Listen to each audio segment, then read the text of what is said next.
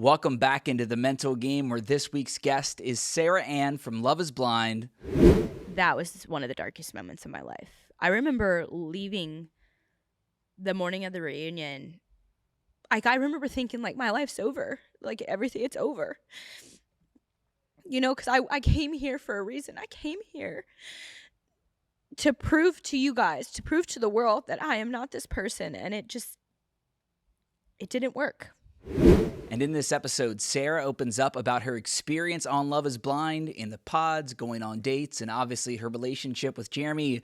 But for the first time, she talks about her own mental health and battling suicidal thoughts after being bullied on social media for what happened on the show. This was a really amazing, vulnerable, open interview with Sarah, and I can't wait to share it with all of you. But first, I want to tell you about Man Therapy. And guys, I am talking to you because, look, we have to be comfortable being vulnerable and talking about our mental health. And that's why I want you to go to mantherapy.org right now to find some amazing tools and resources to help you with your mental health. But now it is time for the latest episode here on The Mental Game with Sarah Ann.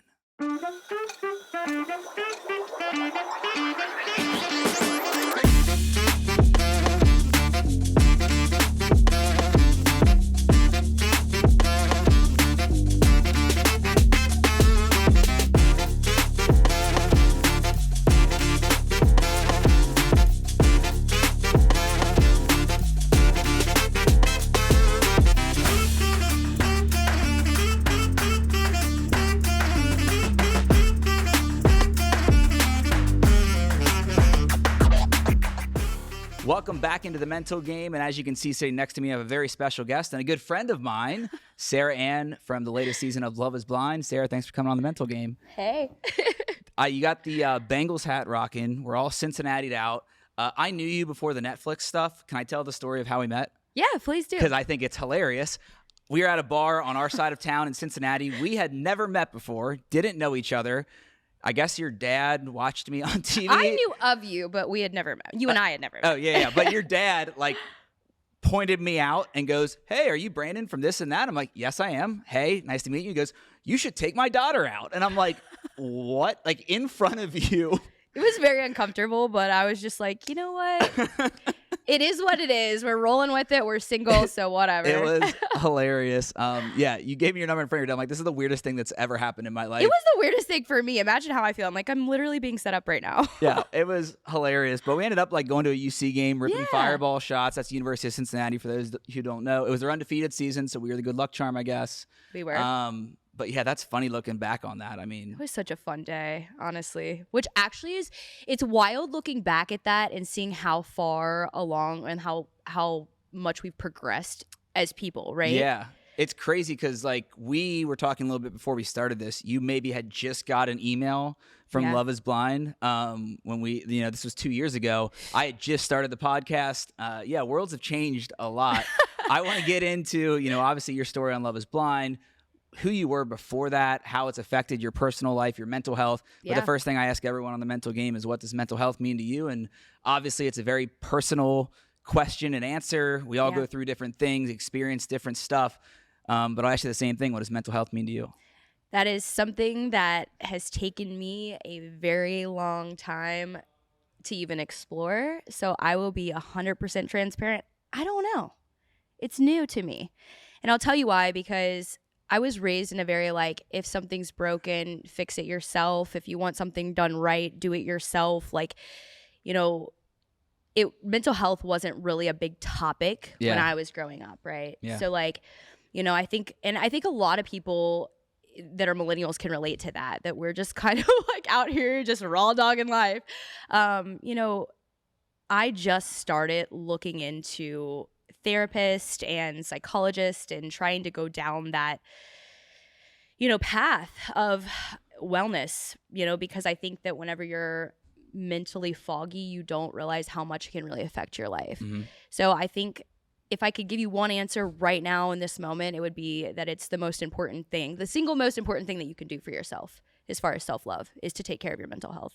I couldn't agree more. That's exactly why I do the show. And, that's why I tell everyone, one of my shirts says therapy is cool. I want everybody to try it once. I need one of those. Okay. Well, guess what? We can hook you up after the show. Perfect. for you, like everyone's going to point to a Netflix show, but you had a life before that. Yeah. You are a normal person, as they say. I know you were casted from Charlotte, but you're originally from Cincinnati. We grew up like, I don't know, 5 minutes apart from each other, which is, again, hilarious. But you talked about your childhood a little bit when it comes to mental health. But what was your childhood like, high school? Were you a popular person? Was there drama around? Like, what was it like? These are all really good questions and stuff, like I said, that I've been exploring. So, like, for me, I've always felt this way, even as a 30-year-old adult. Like, I have always felt like different, you know? Like, why can I never fit in? I was a cheerleader. I was into sports.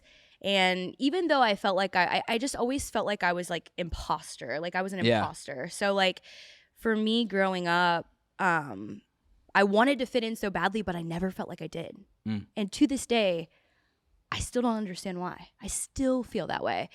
You know, I think honestly, it comes down to the fact that I am a little different and my brain works in different ways. And, you know, everybody could say that, right? But like, I genuinely think that it probably stems from the fact that when I was young, like my parents separated early on in life. And like I'd mentioned, you know, for me, mental health and my behaviors growing up were always just like, hey, you need to learn to be better, or you shouldn't act like that, or whatever. But the reality of it is sometimes like we can't change our behaviors without help. Sometimes we don't even know what we're doing. Like we're just reacting to especially situations. when we're young. Yeah, absolutely. So yeah, I mean, I lived a seemingly normal childhood, and, you know, I went to high school with everybody else and just kind of, you know, that typical high school life. But I look back and I always remember feeling like, what am I doing wrong? Why do I feel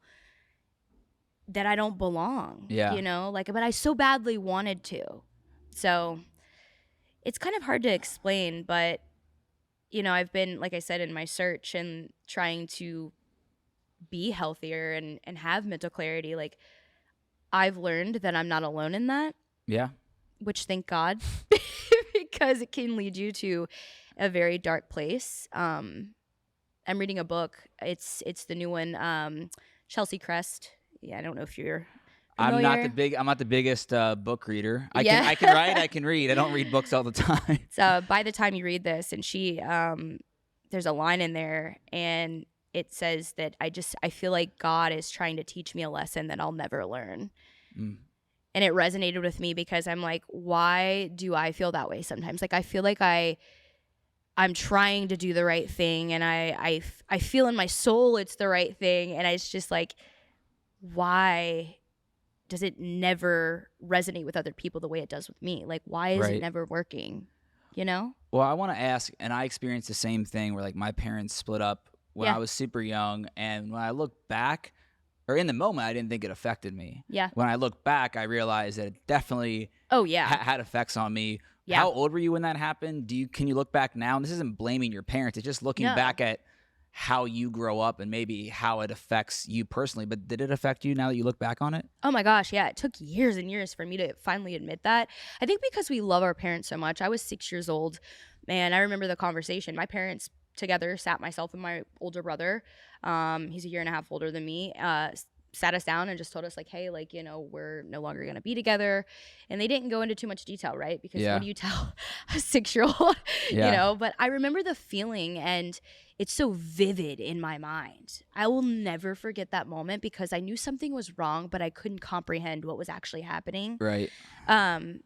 Looking back on it, it affected everything in my life. It affected my relationships and my ability to trust other people. And, you know, and I hate that, but I also have learned that being a forgiving person and not blaming my parents for what happened and knowing that they were doing the best that they could is the most gracious thing you can do. And, and it actually causes you to be able to, you know, let go to some degree. But yeah, I definitely can feel the effects of it in all of my relationships, friendships, lovers, everything. So well, like for me, something you just said is like, you can't blame them. You can learn stuff from it. Like for me, this is going to sound really weird. I don't know if I ever said this out loud, but like I have always, like I'm very, very single right now, but like relationships come and go, have had some pretty tough stuff that have affected my mental health, toxic relationships, tough things. And I think I take this from like my parents' divorce, seeing how like amicable, I'm trying to see if I say that word right, how amicable it is. Like my step parents, even like, when they see each other, like it's okay. Like they say hi. I think that's made me, I don't know, I'm not friends with my exes, but it's like, it makes it like feel less pressure or less, like there's not hate, there's not a hatred in my heart. Right. I think when I was younger, I would feel like I got dumped in high school, blah, blah, screw this person. You're better than me. Yeah. I don't know. It just taught me something different, I think, that I didn't realize until I was older. But I was going to ask you too, because getting into the relationship thing, obviously Love is Blind, but before then, what was your vision like for your romantic life or like your relationship life? Were you always somebody that wanted, we're from Cincinnati, the classic thing is marry your high school sweetheart, stay in Cincinnati forever. Is that something you wanted? Were you always chasing a relationship? Like what was that like for you kind of growing up high school, college? It's a really good question. I knew that I always wanted to be married at some point. I do want children still, and I still want to be married, but I knew I never wanted that super early in life. I didn't, because again, with feeling like different, I knew there was something. I had a passion for something and I couldn't figure out what it was. Like, what am I chasing here?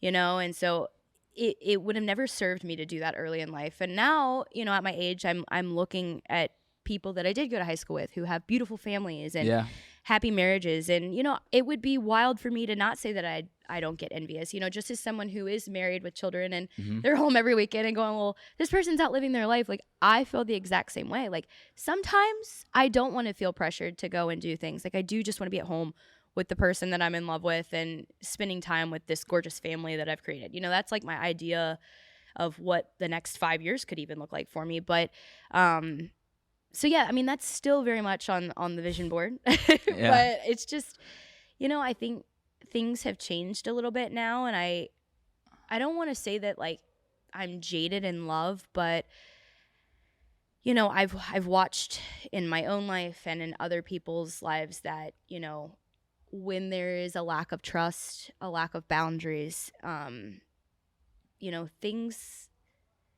things can crash and burn, and that's a scary feeling. And I already have trust issues, so like it worries me because I'm like, will I ever be able to work in behavioral therapy and become a trusting person? And to, I always live by this thing where I'm like, live and let live, and I say that and I mean it so passionately, and I want to believe that I'm that person, but like I don't always think I am. I struggle with that. I struggle, especially in the relationships, not so much in friendships anymore. I used to get a little butthurt if somebody was like canceling last minute. I'm like, why are you leaving me? I took it personal, but it's really just in like these romantic relationships. How does somebody get to the point to where they're like, I just will let that person be exactly who they want to be and trust them fully? Like, it's I'm still looking for that person. That would be cool to like have that in a relationship. But you talked about like, and I think I put pressure, and maybe this is something, I'm not going to speak for you, but just hearing you answer it. And I'm not a therapist, but I talk about this stuff a lot. Yeah. It seems like you're kind of like similar to me, where maybe you put pressure on finding that person for a long time, and it didn't happen. Oh, yeah. And so like it adds on to your mental health, but having that self-love, like I was always looking for that relationship, and that's where I was going to find my happiness. Yep. It took me until my last one where I thought I was going to marry that, that person, have the wife and family that I always dreamed of. Crash and burn. I go through those crazy, suicidal nights and check into a hospital, all that jazz. But then I find out that like you can find that happiness from within. And so my question being, the older you got, going through dating, having boyfriends, going off to college and all this stuff, when did you find that sense of like self-love throughout that journey before you got, on this Netflix show, which we'll get into, but like, did you find that self-love and have that, I don't know, be able to have that internal happiness? Somewhat. Some of that started to happen when I did take the leap to move away from Cincinnati, my hometown and what I'm used to. And something about when you leave and you only have you, something clicks. It's like fight or flight, and you got to go with fight every time, right? You know, I mean, Yeah. it could be something as simple as like my dad doesn't change my oil anymore.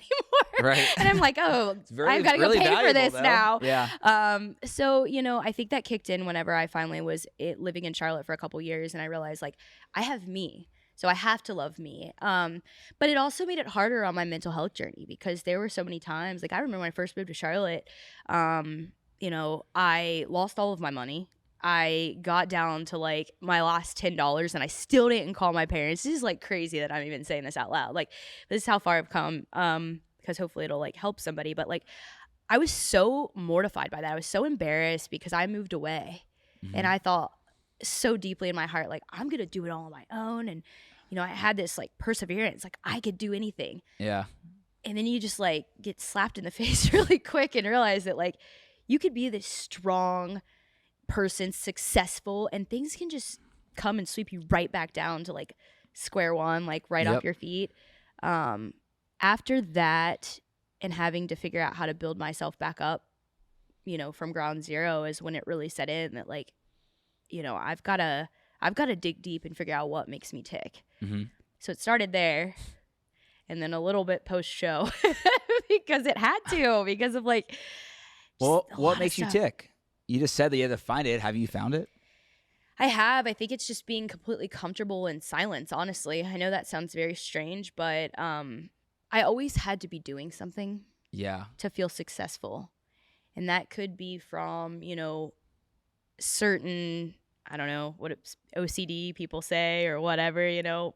I always had to be, you know, out with friends or exercising or doing things to feel good about myself, to feel like I was okay. You feel like you had a void to fill. I felt the same way. Yeah, exactly. That's a great way to put it. I did. And I'm like, looking back on that, it was so miserable. I never got to stop and say to myself, like, I'm proud of you. As a person, you have to do that. You have to be able, like, I know people are like looking in the mirror and talking to yourself. I do that often now. And sometimes I even look at myself and I'm like, who do you think you are? Like I have to check myself in so many ways. And so, you know, like, yeah, gosh, you got me in my feels now. Well, that's the point. That's the point of the show. And that feels like we should go to Love is Blind if we can. Yeah. Walk me through how you even got on the show. I know we mentioned right after we had met a couple years ago is when maybe you thought it was a spam email. Yeah. How, like, did you, I don't even know how it works, and I'm friends with somebody else that's been on the show. Do you apply and then they email you? How does it work? I didn't apply. You can. For me, I guess I looked really single on my Instagram and like a loser, lonely. Like, I don't know. They were like, look at this girl. She's literally just beep-bopping around Charlotte. And so either way, that's how I joke about it. But they reached out to me via Instagram. Gotcha. And I didn't answer the first message from this random person because I was like, this is not a scam, real. Yeah. And then I had another casting person reach out and they were like, hey, let's set up an interview. And I was like, you know what? Like, why not? Let's just see what's going on here. I started doing some research. I jumped on. They asked me like a bunch of questions about myself and what I was looking for. And I told them and they were like, let's set up a formal interview. Lo and behold, I do the formal interview and it's like a full on like wear a certain type of outfit and answer these questions and say your name, like an audition sort of. Yeah. And you know, on that call, they're like, we really like you a lot. Let's have you set up for it. So it's just like this rippling effect. And it went on from, I would say, right around like November all the way up until into February. And I think it was like 2 weeks prior to flying to LA that I found out that I was going to LA to actually be on the show. Holy cow. Yeah, like it was like 225 questions, like asking me who I was as a person. So they're getting a full inside scope of like who you are. Yeah. You know, I flew to LA and the rest is history. How does it work with like work? Like, because you're at your job, like your life, what you're doing, what everyone else sees. Yeah. And then you get 2 weeks notice to fly to LA to be a part of the experiment. Yeah, so because you're signing NDAs, non-disclosures, you know, you can't really say anything either about what you're really doing, which is extremely difficult because, you know, then you feel like you're like lying about, I mean, not that you have to tell anybody what you're doing, but like 3 weeks is a chunk of time. I got lucky because I had accrued a bunch of PTO through my job, and Yeah. so I was able just to be like, hey, like I'm gonna take 3 weeks, and I mean it was pretty much all of my PTO at that time, so I was just like, well, all right. The only thing is I did have this moment in time where I was like, eventually somebody's gonna figure something out, just you're gonna say something or whatever. So I actually let my boss and my direct leader in on, hey, I'm going to LA. I'm going to be on a television show. I let her know that. I didn't tell her like any What details was, yeah. or anything like that. So, yeah, it's wild with work. Like you just have to have people that are very understanding of that, I guess. I've talked to plenty of people, castmates, that have said that they struggled with that. And I even know someone that went on the show, and post-show they were like, well, we don't want you doing anything else with them because of the way that they were actually portrayed. Yes. So I think it all just depends. Probably on what you do for a living too. I'm a vendor success manager. I mean, I build relationships with people, but like it's, not often that I'm in person with them. It's typically like via Teams and things like that. So, I luckily at this point haven't had anybody say, hey, are you that girl? Not at work anyway. In public, it happens all the time. But yeah. That would be hilarious being in a meeting like, hey, so I think I just watched you on Netflix. I think I would just turn my camera off and walk away. Yeah, see you later. Bye. I'm leaving. So you start the Love is Blind experiment, which it's edited a lot. Mm-hmm. It is a long time. Like, I know it's only 3 weeks there, Yeah. but it is a long time in pods. Like, I don't think people realize. So I'm friends with Deepti, who was on, I think, season 2. Yeah. And she was explaining to me, like, you will, like, be in a pod for, like be in the pods for, like, 12 hours, like, go on, like 4-hour dates where you can't see anyone. You're just talking, all that jazz. Like, what was that like in the beginning? Did you go into it? Let me ask this. Did you go into it thinking you were going to find your husband? Like, is that like a realistic thing to think going into something like this? These are all amazing questions. I'm so glad you're asking. It's funny. Let me start by saying that it is a very, very long, grueling day. You start somewhere around like 8 a.m. and you get done you wrap around like 9 or 10, but then there's night dating, which goes to like 2 or 3 in the morning sometimes. Oh wow, I didn't know that. Yeah. And for someone like myself, like in the mornings, like I want to get up at like 6 o'clock and get myself ready to go to be camera ready. So really it's like 6 a.m. to 3 a.m. So you're not getting adequate amounts of sleep, So it's a long day. Yeah. And I think this, like when you don't get a lot of sleep, your emotions just start going crazy anyway. Yep. And mentally you feel kind of out of your head. Yeah. So I'll start with that, and then the second part of your question. Did you think you were going to actually find love on Love is Blind? I was extremely hopeful because, like I had mentioned, I was very single, and I was single for 4 years in Charlotte. And, I had met a few people that I was interested in, but nothing really clicked or transpired into an actual relationship. So, it was kind of like last resort for me. I was getting older, and I'm like, okay, something's got to give. Like, I mean, is this God's plan? Like, I remember saying to my friend, I was like, she's the only other person too that knew that like what was going on, so that nobody thought I was like dead in a ditch or something for 3 weeks. You know? I was like, like, do people like, is this how things happen? Like somebody hits your car at a grocery store and then they meet the love of their life. I was like, that's what I want for my life. Like, I want it to just be this random, most crazy, outlandish thing to happen to me. And so I was like, maybe this is God's plan. Maybe I go on this show and I meet my freaking husband. Like, wouldn't that be some shit? And I remember thinking like, I would be the person it would happen to, because like I'm that weirdo that would, and I did believe in it. Like I believed in the experiment fully. Like, so, I did go into it with open arms, being my true, most authentic self, and trying to not feel like that imposter that I've always felt like. Like I really wanted to be loved for who I was. And why would you go into this experiment where you don't see somebody on the other side and expect anything different than that? Right. They can't see the way I look. They have no idea. Yeah. They would truly have to fall in love with who I am, what I stand for, my values, Well, what was it like not seeing somebody and talking to them for hours and then trying to decide if like this is going to be my person. Like that's such Yeah. I am a like I guess Visual. well no I was gonna say I'm a hopeless romantic where like I think I would go and do it too. Mm-hmm. I have 2 friends that have been on the show now, so I don't know if I would go do it. But like rethinking this. yeah, I'm rethinking it a little bit. But like the idea of it, like it being the genuine thing, because dating is not very genuine anymore. It's a swipe. I have no interest. Like I don't drink anymore anyway. But like even when I did, I don't go out to people at bars. I don't like. Yeah. It's just such a weird thing. But like sitting in a pod for hours and talking with different people, trying to figure out how like confusing, optimistic. What were you feeling throughout that? A lot of things. Quite a bit of emotions.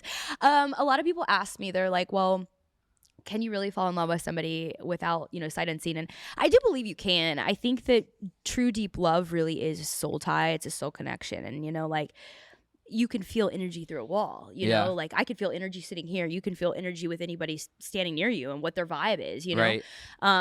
So a lot of emotions, in the first day, it was just really exciting and you have all your rest and you're just ready to go. And, I would say by day 3, after the long days of dating and trying to keep up with who said what, I know that sounds horrible, but it's true. You get kind of down to the basics, as an adult, when we feel sleep deprived or, just emotionally not there, you're just like, just tell me what you want. Like that's what kind of starts happening. So, I don't know. The emotions were all over the place. It was a roller coaster, not just for myself. And I don't want to speak for others, but I could visibly see people, kind of unloading on others and asking them how they felt and what they would do. And, it was a lot. It's a really cool idea. It's a really, really cool experience. But like, you have to be prepared to have like 10 years of therapy stuffed in 3 weeks.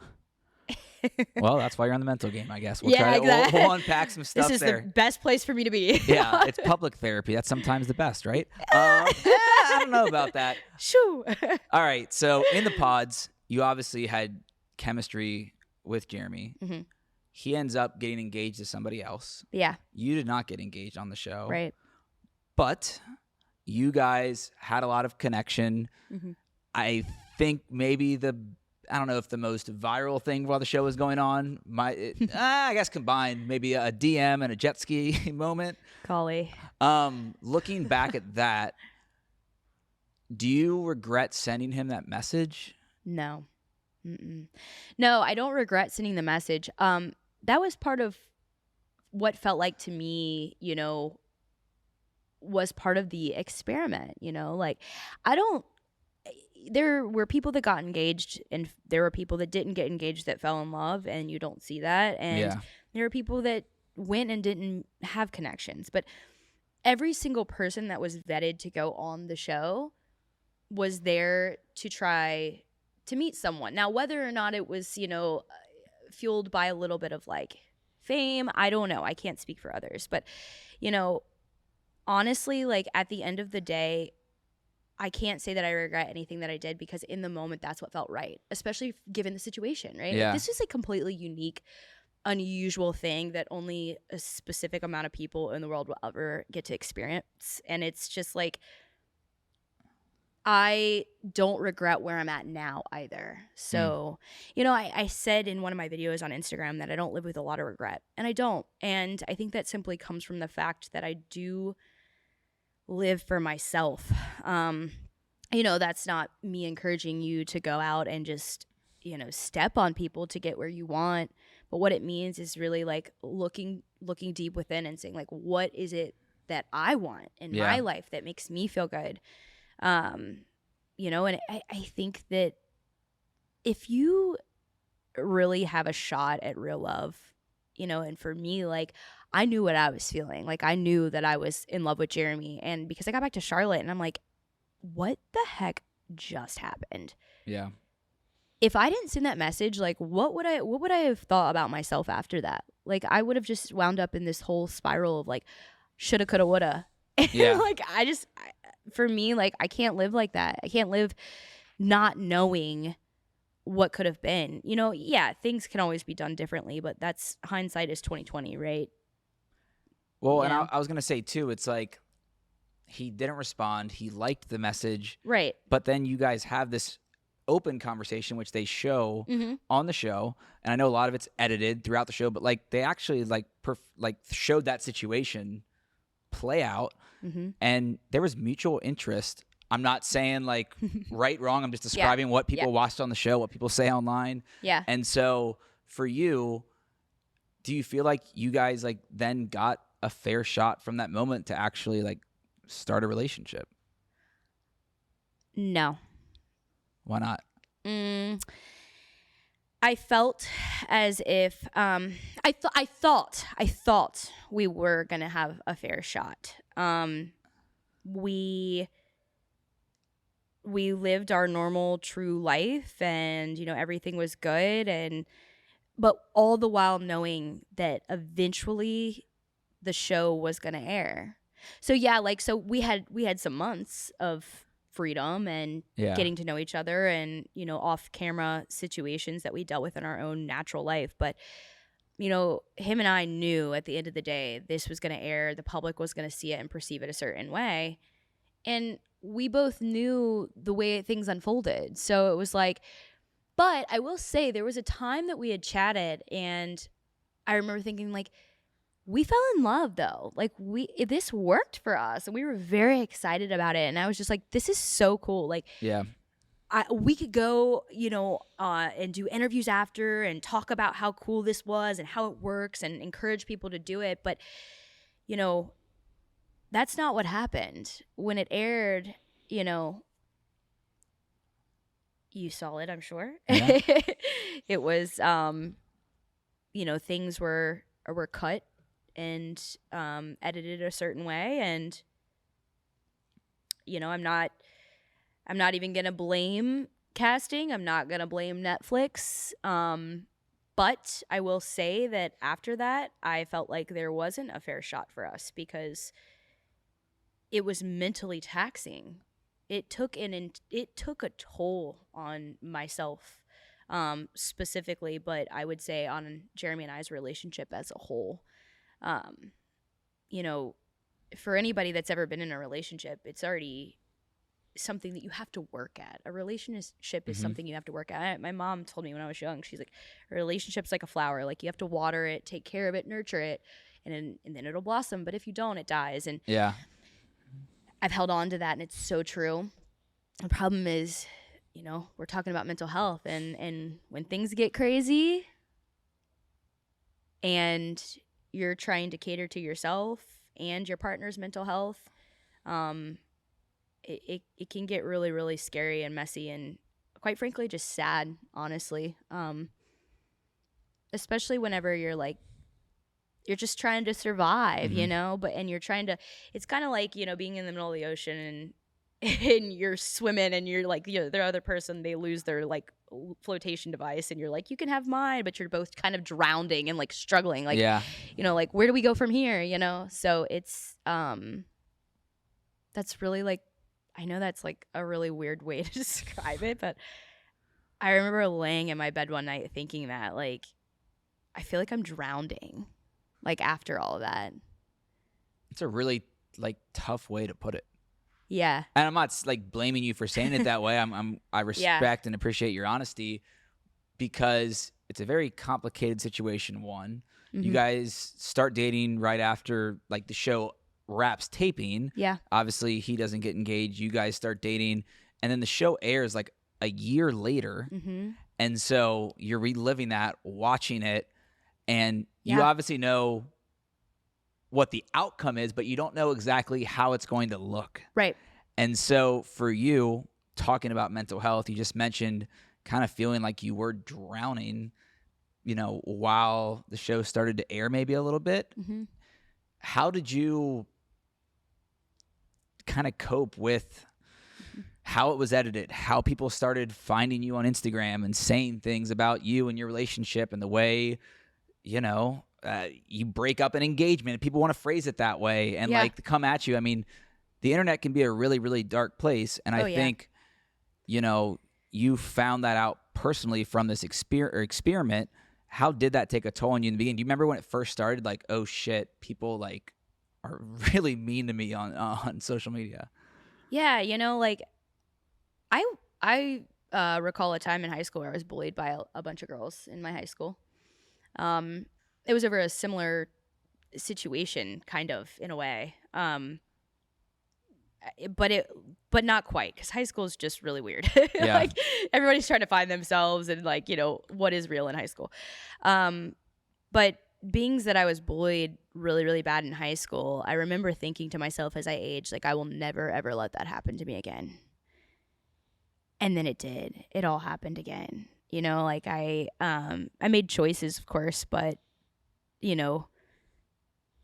I did it in the pursuit of love on a show that was specifically designed for that. And so I felt like it was the right thing to do for myself at the time. And how did I cope? I didn't. If you want me to be completely transparent, I didn't. I shut down.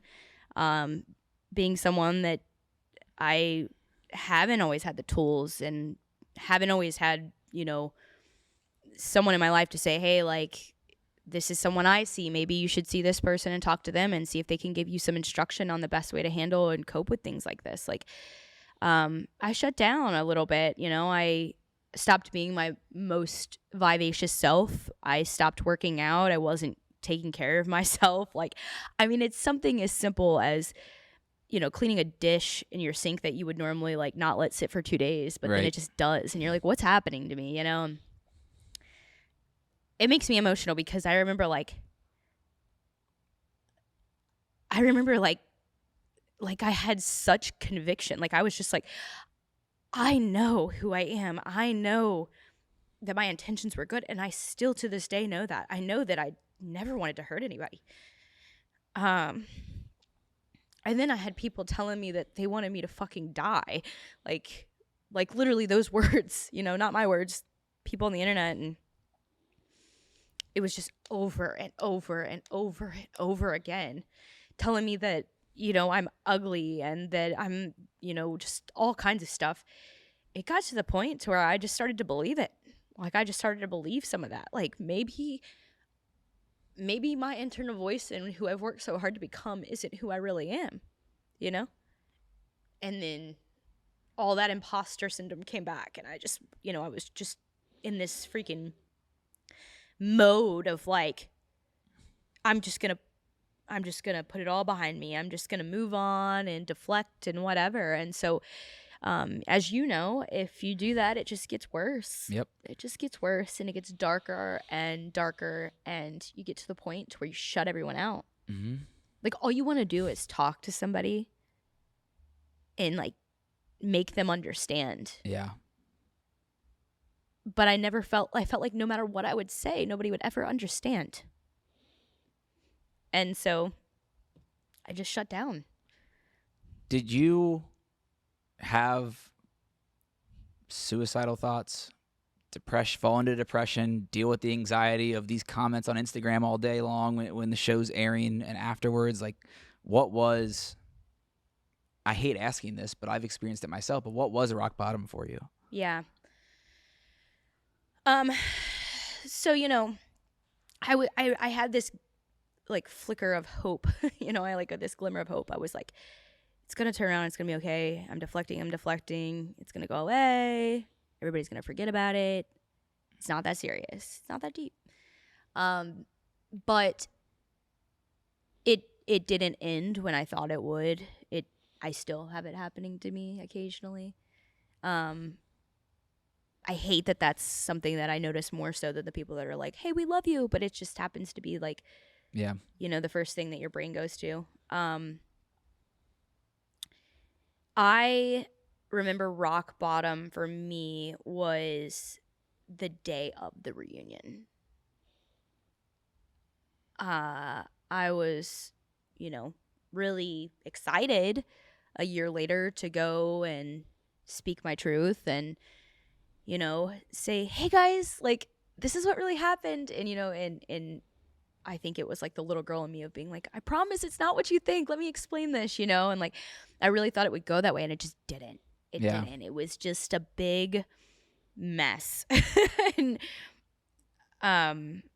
Jeramey was there with me, and we decided to stay in LA for a few extra days, and that was one of the darkest moments of my life. I remember leaving the morning of the reunion, and in the car, I was in an Uber ride, and Jeramey was next to me.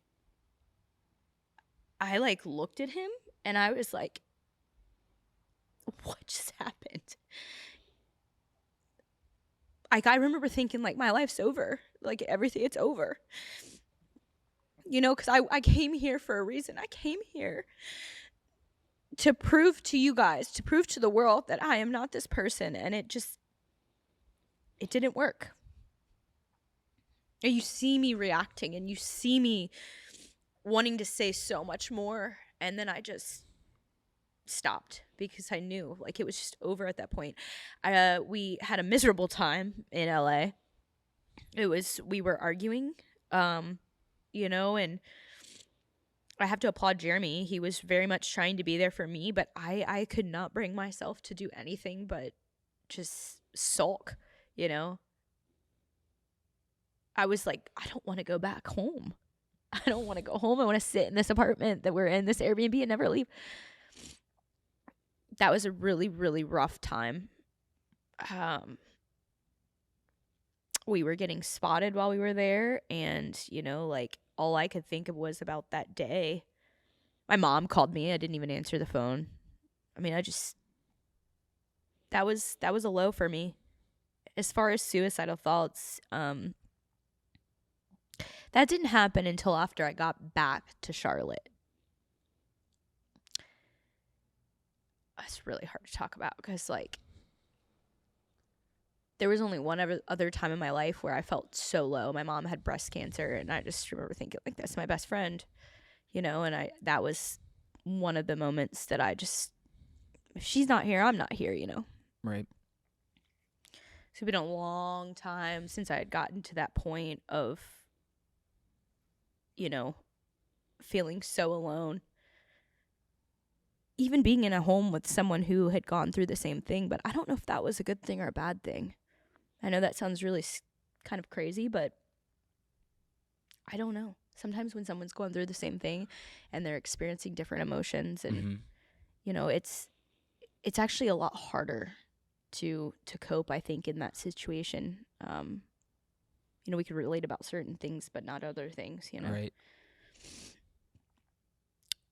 I was laying in my bed one night, and I just remember being like, this is what I had mentioned. Like, I was reading that book, like, is this a lesson God's been trying to teach me my whole life that I'm never going to get? I'm never going to understand it.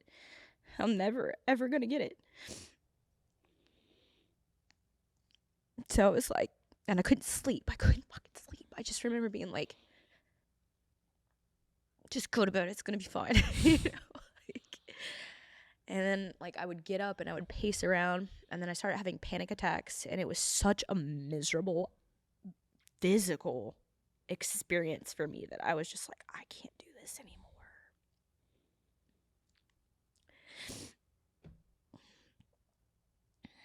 That's hard to admit. Because I pride myself on being someone who is a light in such a dark world, and I try to be uplifting to people, and as some people have called it, resilient, which I appreciate that, but I'm still human. Yeah, I mean, you're human. You see what people comment, what people say, and look, you know, I do a show on mental health. I've been through my own journey. I don't know what people say. Yeah. You know, when this interview comes out, I can say the Sarah that I know. Yeah. And that, like, you've always been a good friend to me. Like, when you went through some of this stuff, you reached out to me and, like, asked about certain questions and certain feelings, and, you know, said that you'd, you know, watch some of the stuff that we've done just to be able to, like, maybe get through some of that. And that's exactly why you do it. And I think that's why I wanted to ask you those questions, so that, look, anyone can judge a book by its cover, classic line, but, like, what they see on TV. Do they agree with what you do in a relationship?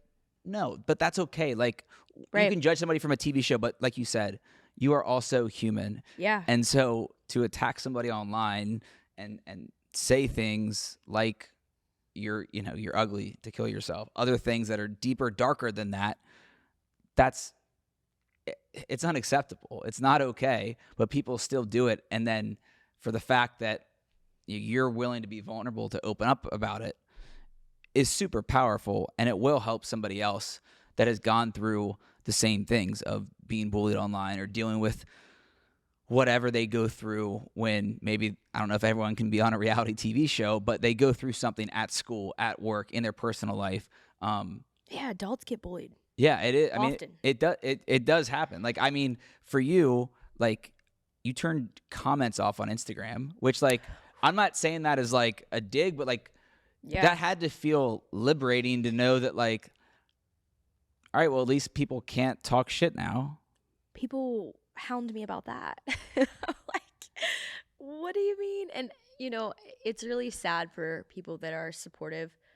I did a Q&A and, I had people saying, like, stop punishing the people that love you. And I'm like, is that what I'm doing? Because, like, that's exactly what I'm not trying to do, Like, I don't Yeah. want a platform that makes people feel like I'm not highlighting all the good in the world. And I apologize if that's what I've been doing but it's just that I have, over the past couple months, been, on a mental health journey for myself to try to be better, and to really just heal, Yeah. honestly.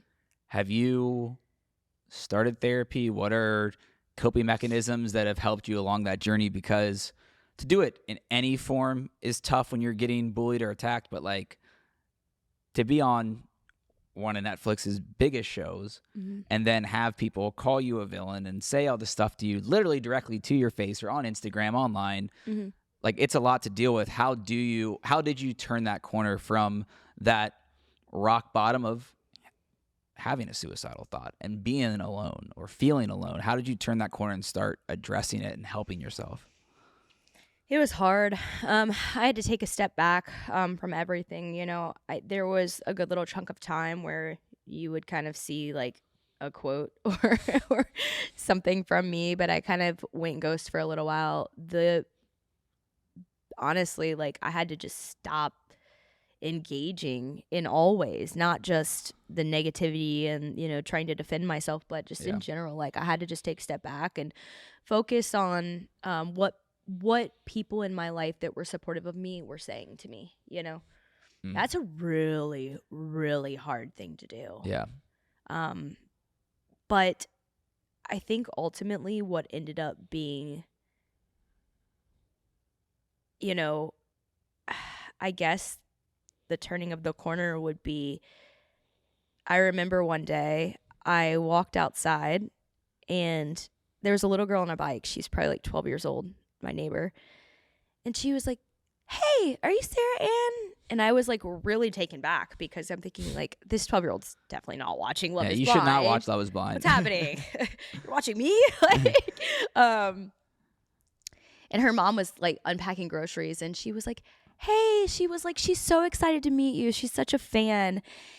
And I walked up to her and I chatted with her and she was just the sweetest little thing. And it happened every day that I was outside. Like, every day that I was outside getting something from my car or pulling in from work or whatever, she'd be like, "Hi, Sarah Ann," every time. And that little voice just gave me this like it gave a new meaning to life, that like she's so innocent and sweet and like, has no idea about all of this madness that's going on in the dark parts of the world. And like, I just wanted to protect that so badly. Like, she's just my neighbor. Like, what am I going to do? Sense of hope. It gave me a sense of hope that there are still phenomenal, amazing people in the world that do want to see people succeed, that do want people to do good, that do give grace, and know that people fall sometimes. People make mistakes, but just because they do something in their life that maybe you wouldn't agree with, or maybe you wouldn't have taken that path, doesn't mean that you shun them and kick them out of the village as if they're not a human being anymore. I mean, that's wild. So yeah, I'll never forget that. brown hair, blue eyes, rides her bike all around. And like, it's just like, I think about that often. I'm like, she made me feel like somebody. That little girl was the little girl in me going like, someone help. Like, what do I do? I don't know what to do. Where do I turn? And like that little voice just was like, hey, like I see you just for you. Like, you know what I mean? Just for like you as a person. You like, you're just on TV and I just like you. Or maybe she likes the color of my hair or something. Cause like we surely know that she's not looking at it going like, oh, this girl's a homewrecker. You know what I mean? You know what I mean? Like, so it's just like, I knew that her innocence was she liked me just because she liked me.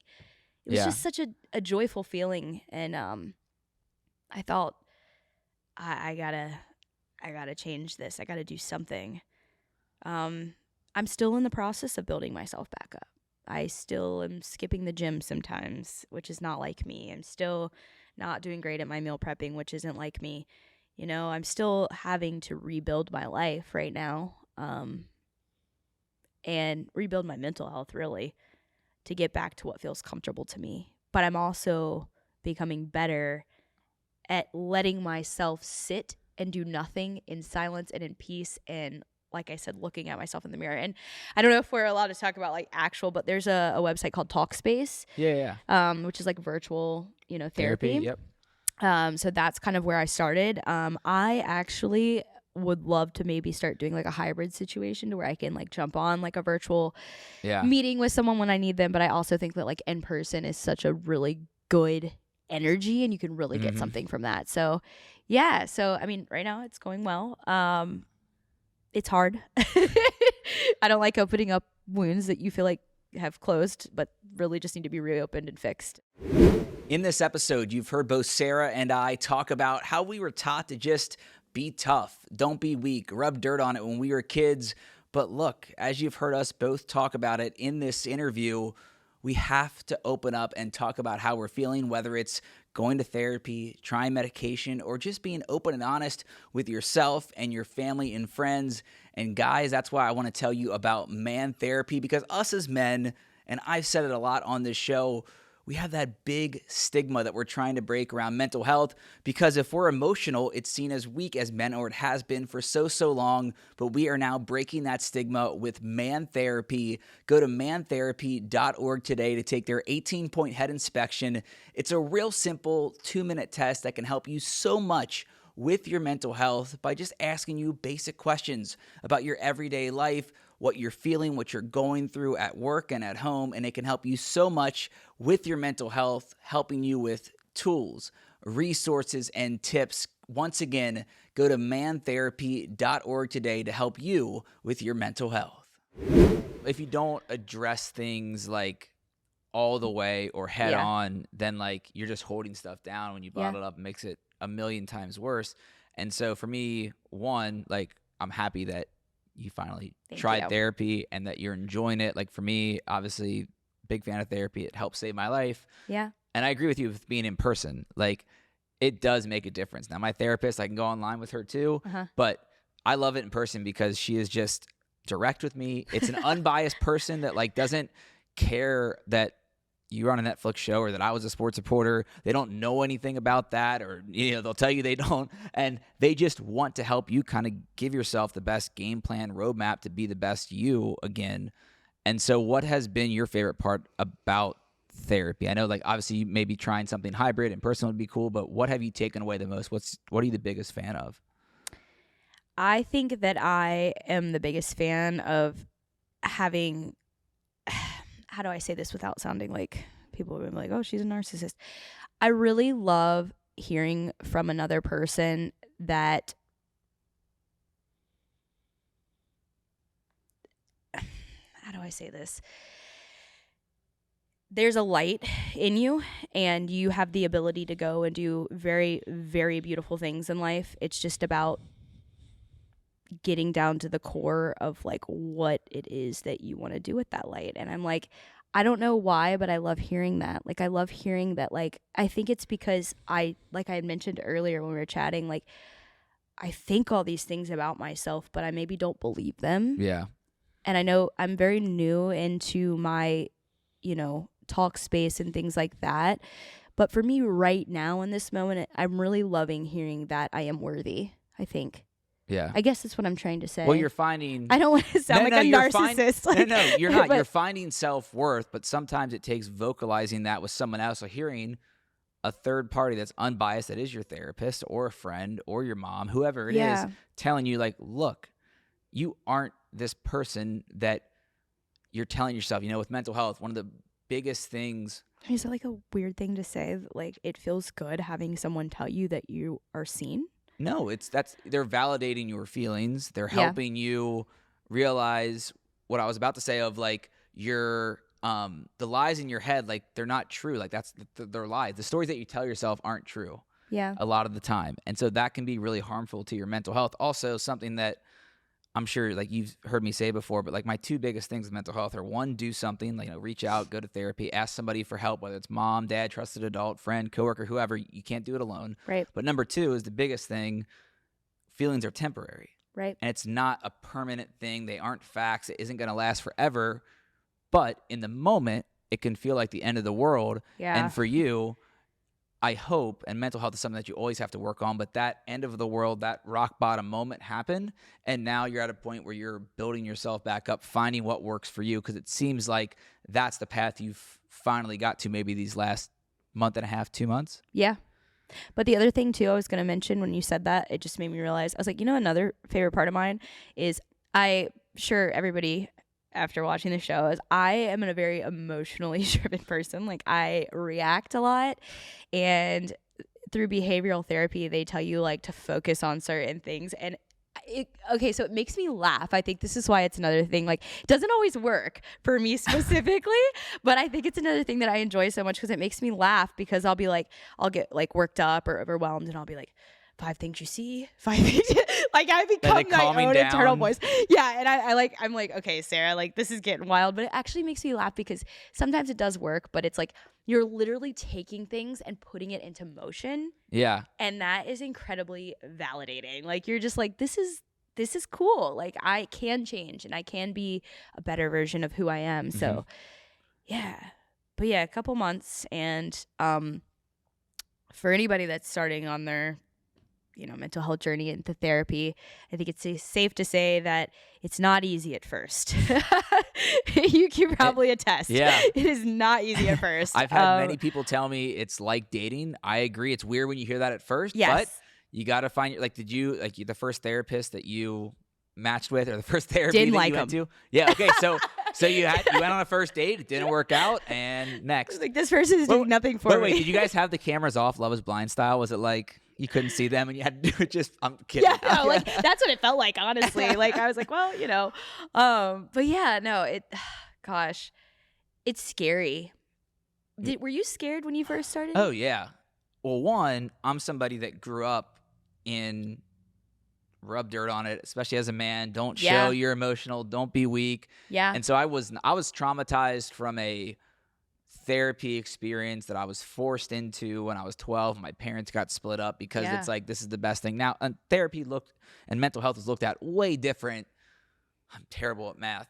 Oh, that's almost 20 years ago. Yeah. Wow, I'm old. But it's like, yeah, that affected my view on mental health, because I'm like, oh, if you have to go to a therapist, you're in the psych ward, you're in a padded white room, you're crazy, you're psycho. Yeah. And that's not true. We all go through stuff, and we have to get it out. We have to talk about it. But yeah, I was scared at first because I waited. I had my first suicidal thought as a freshman in high school, last one 2 years ago, and I didn't start going to therapy until 2020. And it's still in that moment. Like, I just had never addressed the alcoholism, the relationship problems, stuff in my personal life that I just never unpacked. Mm-hmm.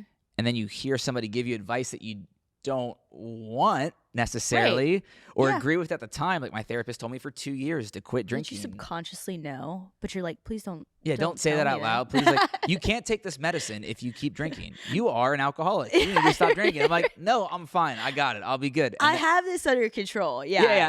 And you don't. And guess what? Not at all. It's so fun to go. It was so fun for me to go back to mine and be like, hey, I quit drinking and it worked, and you were right, and the medicine does help. It keeps me balanced. And so, yes, I was scared at first, to answer your question.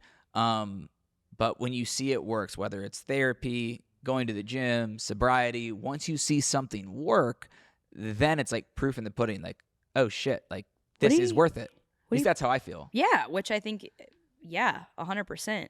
I do have a question for you. Oh wow, is this your podcast now? No, but I'm just genuinely interested because it's such a good conversation. What do your parents think now? I mean, are they open to it, or like, Oh, are you about able to, mental health? well, yeah, and just being able to talk to them about like your journey and things like that, just Yeah. out of curiosity. Yeah, no, my parents were, well, I'll tell you the quick story of like when the last time I had a suicidal thought on a bridge downtown Cincinnati, on the phone with my ex. Thank God she calls my family. I go to my mom's house and I tell her. She's shocked, emotional, surprised, but very supportive right away. Parents are divorced, split since I was 12. So I call my dad. His reaction is the complete opposite. It's tough shit, figure it out, the typical man stuff that we grew up with.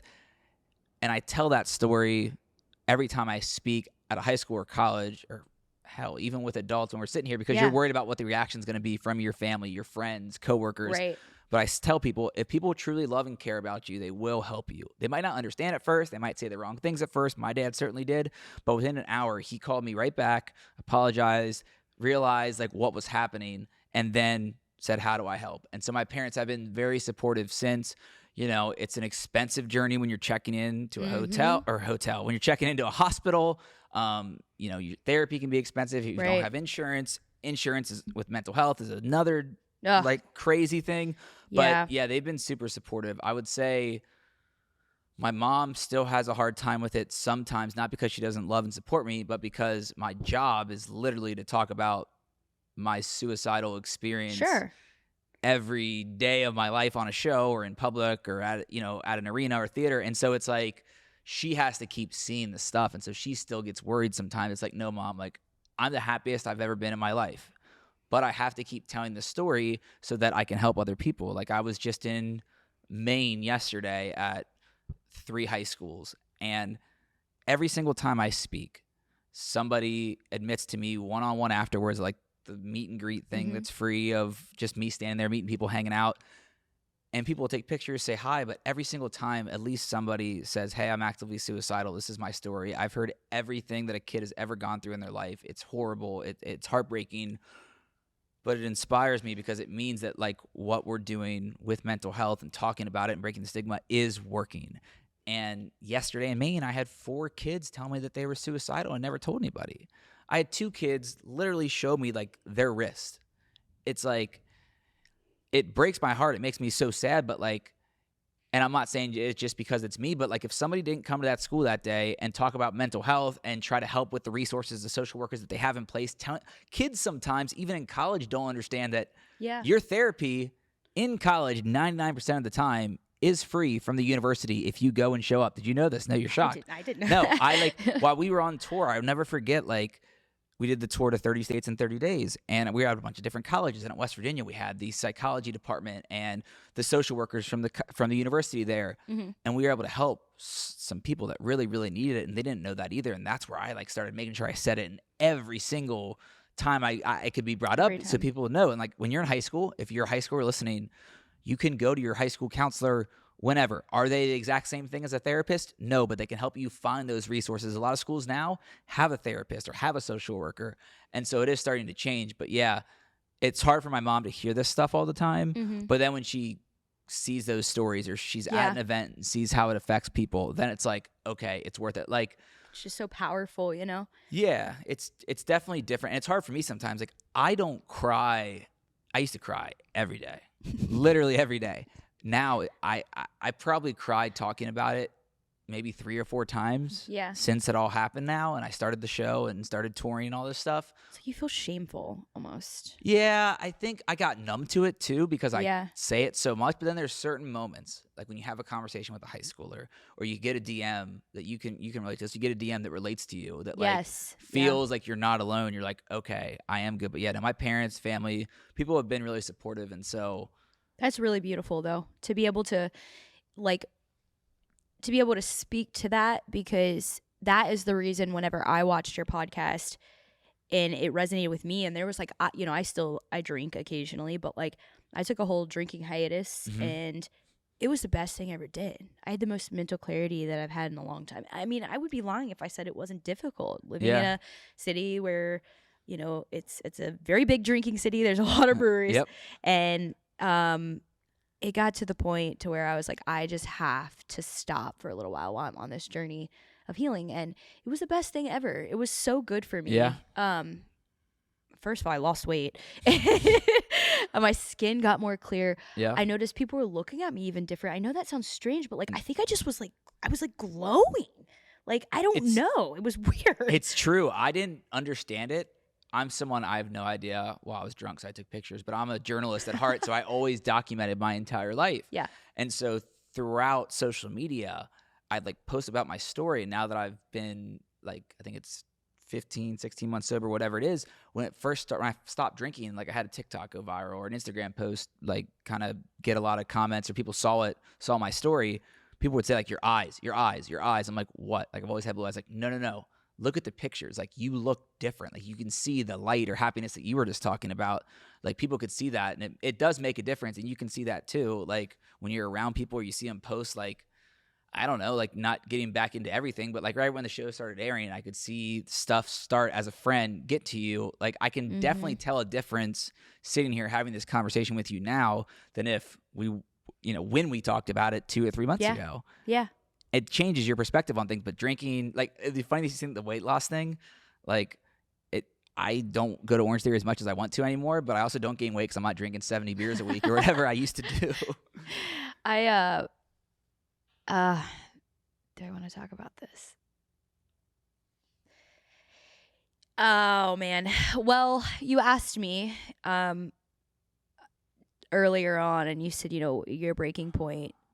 There was a time where, and this was within the past couple months, where it wasn't just alcohol anymore at one point. It was only a one-night situation for me, but I remember I went out and I did a bunch of drugs. I did every drug that I could possibly think of, which is, looking at myself now, like saying that out loud disturbs me. Mm-hmm. It created it was a wake-up call for me. It was a wake-up call. I know why I did it. I thought, if there's a way, if there's a will, there's a way, and I'm going to find it, So there was only one time in my life, but one time was enough for me to be scared. I was scared. I woke up the next day and I was like, how am I alive? Like, this is insane. And I cried for 3 days straight, and I felt the worst I'd ever felt in my life. And that's what prompted the sober, completely clean, not even drinking in April, because I hit rock bottom and I was close to a new month, and I was like, what better time to start than now? I've got to do something. And then I just thought back to that little girl, and I don't know, and things changed. I really appreciate you saying that. That alone within itself is therapy, to have someone look at you as a friend and say, I don't mean this in a disrespectful way, but from the person you were 2 months ago, you are doing better. You look better. That is a top tier compliment. We need to highlight that. Like, that is such an amazing thing to say to someone. I don't know. So I appreciate that. I really do. Well, it takes courage to make change, to do things different, to help yourself, because here's the thing. You can have all the tools, resources thrown at you, people supporting you and loving you, but if the person in the mirror doesn't want to make that change, then it's never going to happen. And so you wake up that day, and maybe I'm wrong, but I'm pretty sure if I went back in my text that, like, you texted me that next day or the 2 days after, like, hey, this just happened. Like, I don't know if you asked for it. We just talked about mental health that day, and it was really powerful. Looking back at that night, because what you're describing, I did for 8 years, whether it's drinking, smoking, whatever you want to think of. Like, I've done it, tried it, just to try to numb the pain. Yeah. When I was struggling with feeling alone. Did that feel like that night a attempt or I don't want to be here anymore? Like, 1,000%. I didn't want any feeling. I didn't want to feel anything. Nothing. And I knew it was dangerous, but I didn't care. I couldn't find myself to care. I couldn't. And you know what? And that is just so not me. Mm-hmm. But I say that, but I did it. That's scary.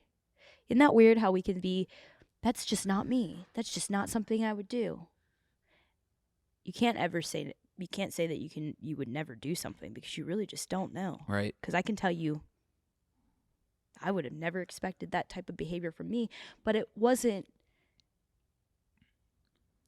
It was what was going on up here. Yeah. I couldn't stop what was going on up here. There was nothing that I could do in that moment. Yeah, it's easy to say, which is something my parents would have said to me years ago because they didn't understand mental health. Well, right. Just don't do dumb stuff and stop doing stuff like that. Do you want to be like everybody else and blah, blah, blah. And it's like, it's not like that when your head's not clear. When it's clouded and you can't find a reason to live anymore, and you just, it sucks. It is like numbing something. Mm-hmm. Like, it's just an awful feeling. It's so awful you don't even know what it feels like. Yeah, well, I don't even recognize the person that I used to be, and I'm not putting pressure on you to say that either, because yours is much more recent than the stuff I would punch myself in the face. Well, don't do that. We're about self-love and self-care here, so don't punch yourself, please. Hey, I'm still working through it. I'm still mad at myself for it, you know? But here's I the just thing. am mad about it. You can be mad at yourself or sad for this much. Yeah. But you need to work on yourself and start moving forward this much. Like, it's agreed. People ask me all the time, do you have bad days? Are you ever depressed? I've never been suicidal again. I get depressed. I have moments. I mean, I'm about to move to LA. I don't have a savings account. I do everything. Yeah. I bust my ass on this show and like literally edit every single piece of video clip, book every guest, everything. Yeah. So my life still has stressors, but now, like you were talking about before, you learn in therapy, you were talking about 5 things in the room. Like, you learn the tools and you put them in the toolbox, whether it's coping mechanisms, boundaries, what to look for in yourself. Like, you learn those things and so you can take them. So, wow, don't punch yourself in the face. But that was aggressive. But it wouldn't be me on your show without a little bit of aggression. All right. Well, I'm glad we showed that a little bit, but let's reel it back in, Sarah. Yeah, let's reel back in a little bit. But you have to know that it's not going to last forever, and that you can help yourself, but you can have those 10 minutes. Yeah. You can let those tears out. You can have that moment. Like, I still cry sometimes. I still have moments sometimes. I'm sure the next week driving to California, I'll have moments. But it's how you don't let yourself get back into the suicidal thoughts, the thoughts of self-harm, the depression, the anxiety, that dark rock bottom moment, because now you have the knowledge because you started going to therapy. You limited your time on social media. You started working out again, meal prepping. Like, you started taking control of your life.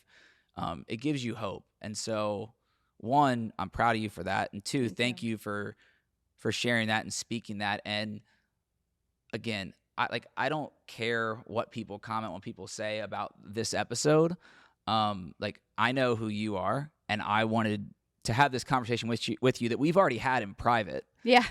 And I wanted to have it because I think there are other people that go through something, whether it's girls gossiping about them in school, or not getting in to the sorority or fraternity in college, or not getting the job you want as an adult.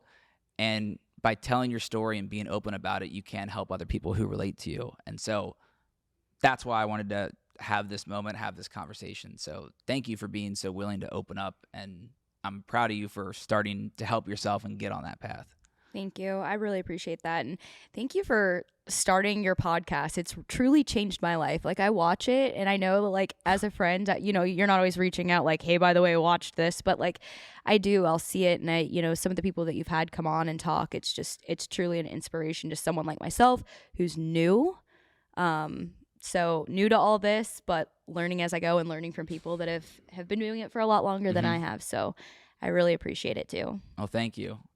We're not promoting each other. We're literally being honest with each other. We're really being honest. If that's okay. It sounds like we're like, yeah, it's like we're not reading from a teleprompter here. We're just having a moment as friends. I am really glad we did this. I want to, 1, thank you for opening up. 2, last question I ask everyone is advice. And usually, and you're unique to this because I usually have an athlete, musician, actor. I guess I've had a couple of different reality stars on here that have gone through that process, that show. But I usually ask for advice if somebody's, they're an athlete, they want to make it to the NFL, they want to be in Hollywood if they're an actress. But I'll let that kind of open to you. Whoever you want to give advice to, I would say maybe that person that we just talked about that could see themselves in you, but it's happening in high school, in college, in their personal life, that thinks they're not going to get out of that moment, that's getting bullied online, dealing with something really, really tough that they can't control, but they have to react to and feel. What advice would you give someone going through that? I think my biggest advice that I would give to someone who, what you had mentioned, feels as if the worst of the worst is never going to end. And I know this sounds cliche, but I think it's always remember that. Can I talk about God on here? Yeah, you're good. God made you who you are for a reason. And everyone on this planet has something very special about them. Everyone makes mistakes, but it doesn't define you. And like Brandon said, things don't last forever. And so if you're in a good moment, enjoy it and truly, truly take it all in. And if you're in a really bad moment, just remember that you will get through it. You will get through it. Believe in yourself, and reach out to your support system and your good friends, because they'll always help lift you up. They'll make you laugh. Feelings are temporary. I just want to add that at the end. Yes. It's super powerful. But thank you so much. I guess like Houday too, because you have a Bengals hat on. Houday. Let's go. I can't wait for this season. The Bengals do play in LA, so. And they play in Charlotte. Oh my gosh, what a year. Sarah, maybe I'll come to LA. Yeah, there you go. Sarah Ann, thank you so much for coming on the Mental Game. Thank you. It meant a lot to have this conversation. We'll see everybody right back here next week. And I love that conversation with Sarah Ann. I can't thank her enough for really opening up about her experience on Love is Blind on Netflix, but also her real life and her real life struggles with her mental health. As you heard us talk about, we've been friends for a couple years now, before she even had thought about going on Love is Blind or getting casted on the Netflix show. But she felt comfortable being vulnerable and having that conversation. And look, I see everything online just like everyone else does, just like she does on her own comments on Instagram. You can think what you think about her and her relationship and maybe the things she did and didn't do on Love is Blind. But as her friend, I really appreciate her being open and honest about the struggles. And I think it's something we can all learn from, where our words, they can hurt and affect people. And we just got to treat each other the best we can, because you never know what somebody might be going through. Once again, big shout out to Sarah Ann for coming on the Mental Game. But next week, we have another surprise guest, and I'm in Los Angeles now, which means the guests are only going to get bigger and better. Your one hint, it is a comedian and actor next week, right back here on the Mental Game.